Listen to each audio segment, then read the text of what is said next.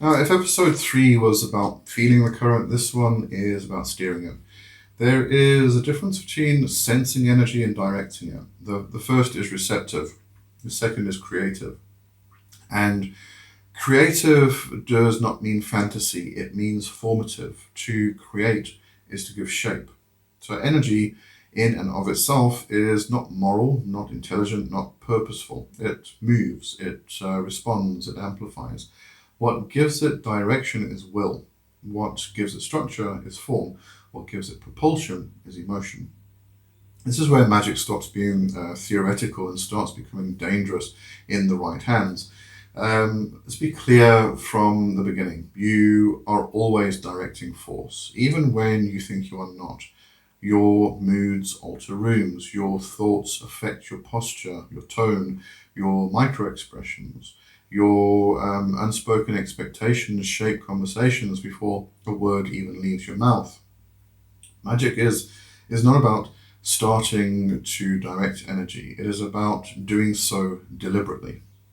It's often said that the only thing you need to do magic is intention. This, however, becomes wishful thinking. Intention is a decision held steady. When you hold a clear intention, your nervous system aligns around it. Your breath changes, your muscular tension shifts, your gaze sharpens, your voice alters. The subtle field around you reorganizes. But there is more than just intention. Modern psychology speaks of expectancy effects. Ritual magicians speak of will.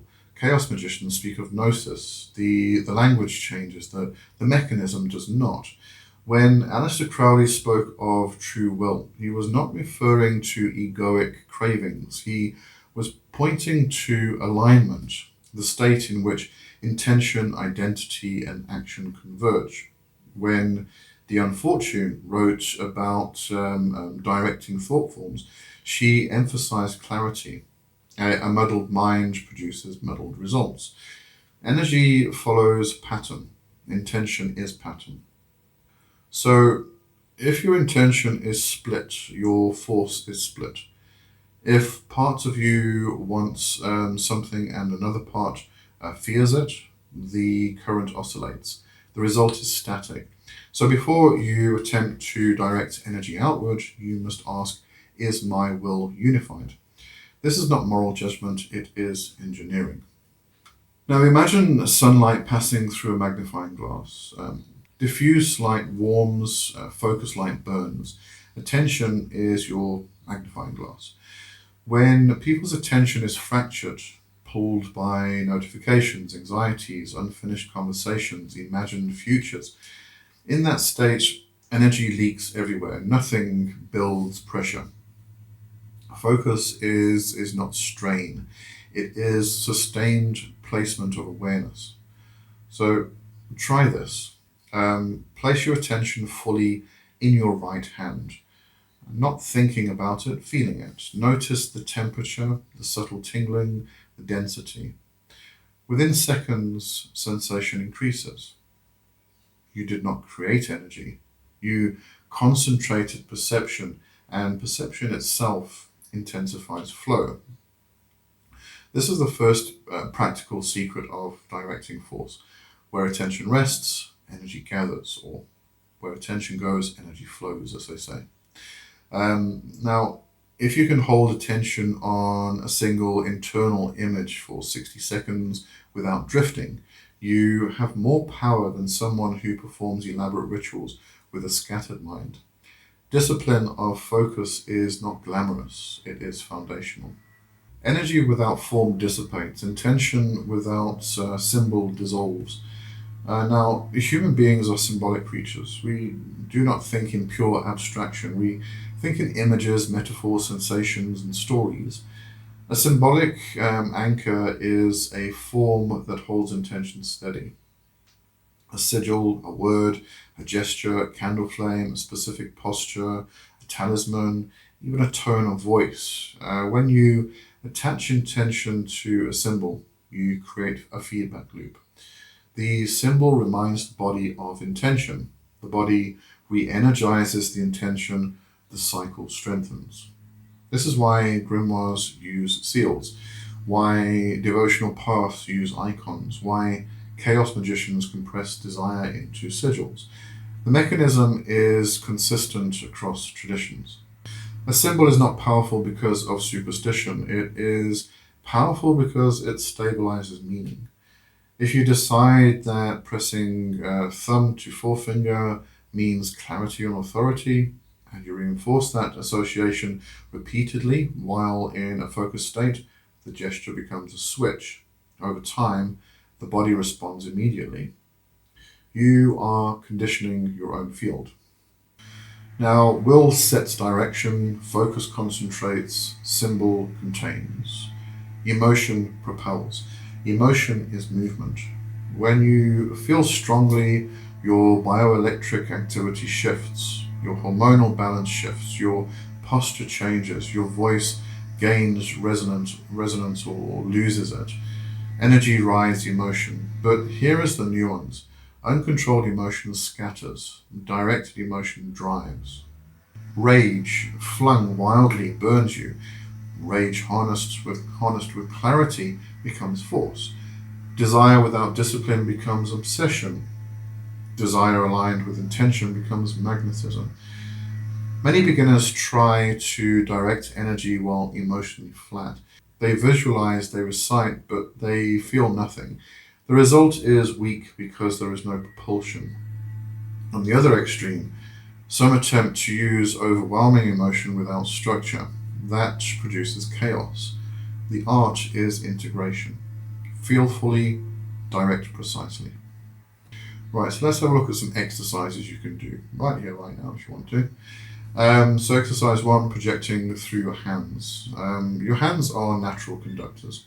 So sit comfortably, breathe slowly until your system settles, rub your palms together briskly for 10 seconds, and then separate them slightly, just slightly. Now, notice the subtle pressure between them, warmth, tingling, magnetic resistance. Now, place your attention on the space between the palms. Imagine it thickening. Imagine compressing it into a dense sphere. Don't strain, simply sustain the image and the sensation. This is concentration of force. Once the sensation intensifies, choose a simple intention: calm, strength, clarity. Choose one word only. Now, feel that quality in your body. Keep your hands there. Let a mild emotional charge arise, not overwhelming, but real. Now, imagine the sphere between your hands absorbing that quality. The symbol here is the sphere. The intention is embedded. The emotion fuels it. Now extend your hands slowly towards an object, a plant, a glass of water, even the air before you. Release the sphere gently, as though exhaling through your palms. Do not expect fireworks. Subtlety is success. Afterwards, pause. Observe your state. Ground yourself. Shake out your hands. This exercise is not about manipulating the external world immediately. It is about training directional coherence. Now, repeat this daily for a week and notice how sensations strengthens with familiarity of the exercise. Right, exercise 2, directing through gaze. Your eyes broadcast more than light intake. Social neuroscience confirms that gaze alters others' nervous systems. Eye contact can regulate, intimidate, soothe, or activate. To train gaze as conduit, begin alone. Stand before a mirror, relax your face, soften your jaw, and breathe. Now, look into your own left eye, which appears as the right in the mirror. Hold steady, not aggressively, not drifting. Now, choose an intention, like steadiness, for example. Feel the steadiness in your spine. Let your breath deepen. Let your gaze become still water. After 30 seconds, shift the intention to warmth. Allow a subtle softening around the eyes. Recall a memory of genuine affection. Let that emotion color the gaze. Observe how your reflection changes. This is not theatrical, it is neurological. Micro muscle shifts in the face alter expression. Expression alters perceived energy. When interacting with others, you can apply this subtly. If you wish to calm a tense conversation, anchor into steadiness and warmth before speaking, let your gaze carry it. Right, then on to exercise 3, directing through the voice. So, voice is vibration made audible. It travels through air, through bone, through water, and the human body is mostly water. Chanting traditions across cultures understood this long before modern acoustics. Whether Gregorian, Vedic, or esoteric, sustained tone alters consciousness. Consider the power attributed to divine names in Kabbalistic practice, such as the Tetragrammaton. The potency lies not only in theology, but in vibration and meaning combined. To practice, choose a single vowel sound. Ah is excellent. Now stand upright, inhale slowly, and then on the exhale, let ah emerge steadily, not forced. Feel the vibration in your chest. Now add intention, perhaps strength. Before sounding, feel strength in your body, grounded feet, lifted sternum. Then let the tone carry that quality. Notice how the room feels afterwards. Notice how you feel. When speaking in daily life, you can apply this subtly. Intention precedes tone. Tone shapes reception. Again, influence, not coercion. You are not implanting thoughts, you are shaping the field in which communication occurs. Now, a common mistake in directing energy is overexertion. Beginners often try to push energy. They tense their muscles, clench their jaw, furrow their brow. The result is strain. Force without flow is friction. Think of martial arts. A master does not rely on brute strength alone. They align structure, breath, timing. They allow movement to travel through them. Energy direction is similar.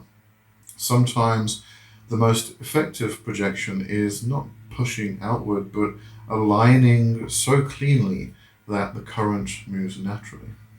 Instead of asking, how do I force this to happen, ask, how do I align so that this can move?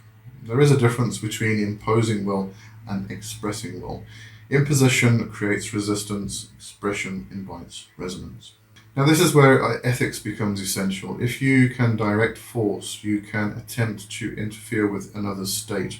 You can try to dominate, intimidate, manipulate. You will sometimes succeed, especially with those unaware of their own boundaries, but every act of interference has consequences. First, psychologically.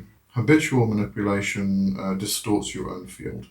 You begin to mistrust connections because you rely on control. Second, energetically. Sustained coercion creates internal fragmentation. You cannot weaponize your will without warping it. Influence is different. Influence respects autonomy. It is the art of presenting a coherent field that others may choose to entrain with. You can radiate confidence without forcing submission. You can radiate calm without suppressing another's emotion. You can speak persuasively without deception. You can ask yourself if you are amplifying clarity or overriding consent. The line is not abstract. You feel it in your body. Interference tightens, influence steadies. If you are unsure, just pause. Clarity before action. We have spoken of will, focus, symbol, emotion, and ethics. Now we return to form. Form is the structure through which energy expresses. Ritual is form. Gesture is form. Language is form. Even routine is form. Without form, intention diffuses. With rigid form, intention suffocates. The art is living form, structure that holds but does not imprison. For example, you might design a simple daily practice. You stand at dawn, you breathe, you press thumb to forefinger as a symbolic anchor, you speak a single sentence of intention, you project through your hands for 30 seconds. This form becomes a container. Over time, the container strengthens the current. But if one day emotion runs high and you need to adapt, perhaps you chant instead of projecting. The principle remains. The form flexes, the intention stays. Form serves well, not the other way around. Ultimately, directing force is not about isolated exercises. It is about coherence of character. If you practice projection in ritual but scatter yourself in daily life, your power fragments. If you speak of ethics but indulge in subtle manipulation, your field clouds. The goal is integration. Your thoughts align with your values. Your emotions are acknowledged and harnessed. Your symbols are intentional. Your focus is trained. Your actions reflect your will. In that state, you do not need to turn on magic. You are directional by default. Rooms shift when you enter because you are coherent. Conversations settle because you are centered. Opportunities arise because your intention is clear and consistent. This is not fantasy, it is cumulative effect. Small daily acts of directed awareness reshape identity. Identity reshapes behavior. Behavior reshapes circumstance. Energy direction begins internally and radiates outward. So tonight, sit quietly and close your eyes. Imagine a line extending from the base of your spine through the crown of your head, continuing upward beyond you, a vertical axis. This is your line of will.